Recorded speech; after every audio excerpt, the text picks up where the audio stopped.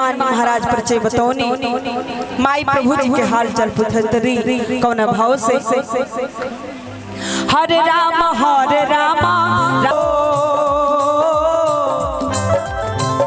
कैसने बड़े लक्ष्मण देवरवा कैसना प्रभु जी मो पूछतड़ी सिया हो मैया पूछतड़ी सिया हो मैया। भैया आदेश तो बड़ा देर से होता है ये ग्रुप से हाँ काहे है ने के आदमी भजन नहीं की सुन ले तने हाथ उठाई तई भजन कितना आदमी सुन ले बनी वाह वाह चलिए बहुत बहुत सबके चरण में बार बार प्रणाम रही है तरह आशीर्वाद बनौले रही और बहुत सारा भजन रोज सबके सुने के मिली आसमान जब फिल्म्स की ओर से तरंग म्यूजिक की ओर से फटाफट म्यूजिक की ओर से हमारा अपन चैनल पूनम शर्मा ऑफिशियल की ओर से और कैसन बड़े लक्ष्मण देवरवा के तो बहुत आशीर्वाद प्यार मिलल कैसन बड़े लक्ष्मण देवरवा 2 आवता हो कैसन बड़े मोर लक्ष्मण देवरवा जे तरे ए भजन के रवा सब आशीर्वाद प्यार देनी आशा ना पूरा विश्वास बा कि हु भजन रवा सर में जरूर सुनब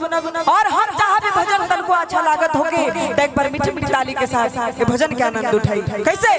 पूछतड़ी सिया हो मैया पूछतड़ी सिया हो मैया गिरता नयना बसलो पूछतड़ी सिया हो मैया कैसने बड़े लक्ष्मण देवरवा कैसना प्रभु जी मो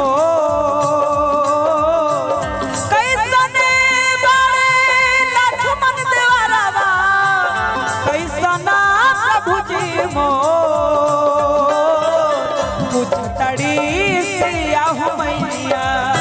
पूछतड़ी सिया हो मैया गिरता नयना बसलो पूछतड़ी सिया हो मैया हे दुख भंजन मारुत जन हे दुख भंजन मारुत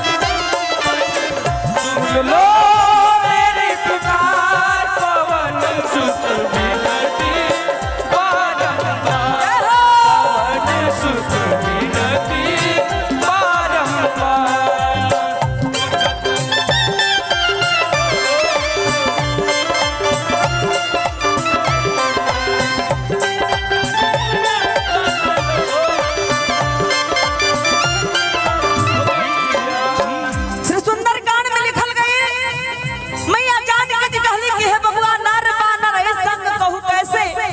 कही गाथा भई संगत जैसे यानी एगो नर में एगो बानर में संगत कैसे भई ये हम कैसे मान सकी। हनुमान जी महाराज कहने के बाद सबसे बड़का प्रेम है रामदूत में मां तू जानकी सत्य शपथ करुणा निधान की ओह करुणा निधान के शपथ खा के कहतनी है मैया मुनहि के दूत अंजनी पुत्र हनुमान है। मैया जानकी जी कहली कि हे हनुमान जाके प्रभु से कही है कौन भइले हमारा से गलती गलती गलती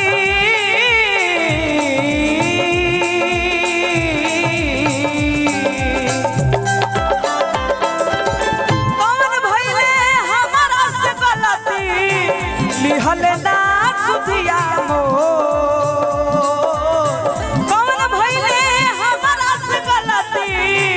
लिहलना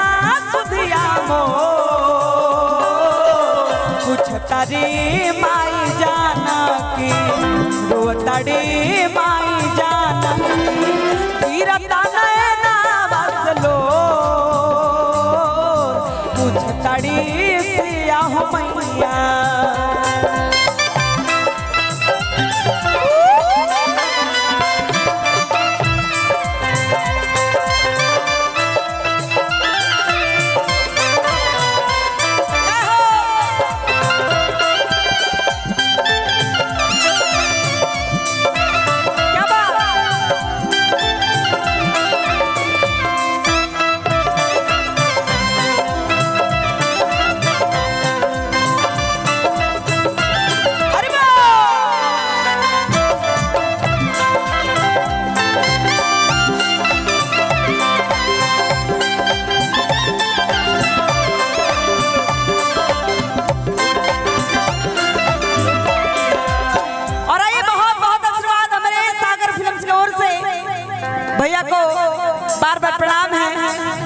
धीरज भैया को बार बार प्रणाम है।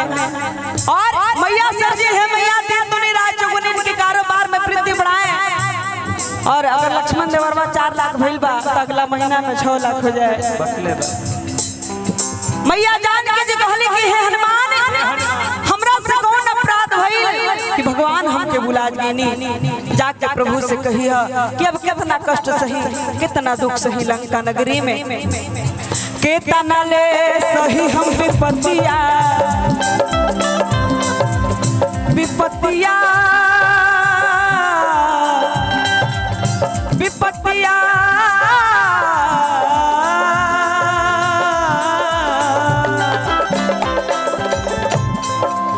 केतना ले सही हम विपत्तिया लागे नहीं मनवा मोर।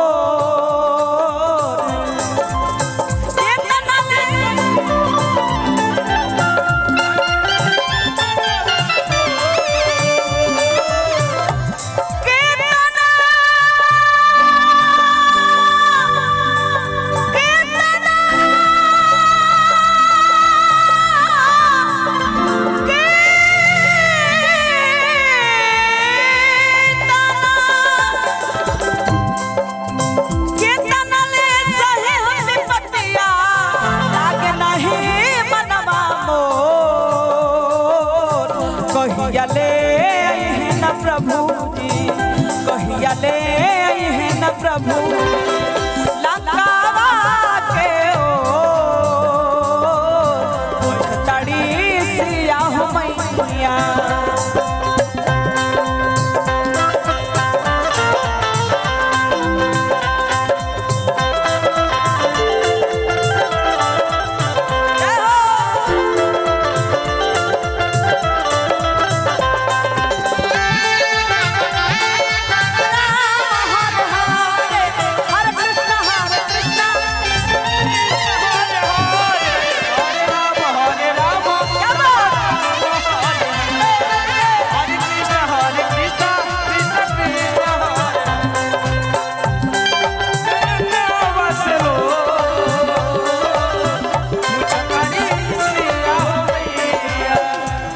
मैया जान के जी कहली कि है हनुमत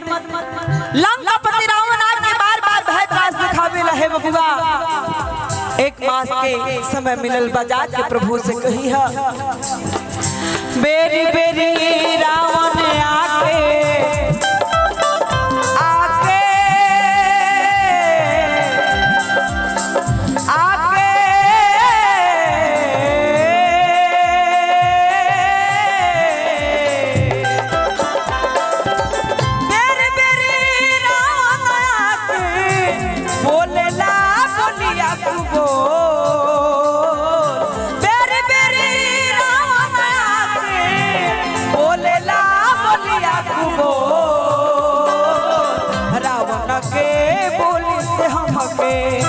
रावण के बोली से हमके भड़केला छटिया मोर पूछतड़ी सिया हो मैया। कैसने बारे लक्ष्मण देवरवा कैसना प्रभु जी मोर।